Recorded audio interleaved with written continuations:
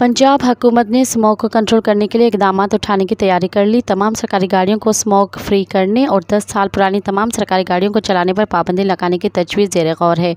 स्कूलों को 2 या 3 रोज़ ऑनलाइन चलाने की तजवीज़ पर काम शुरू कर दिया गया है। सरकारी दफातर में आधे मुलाजमीन से काम लिया जाएगा।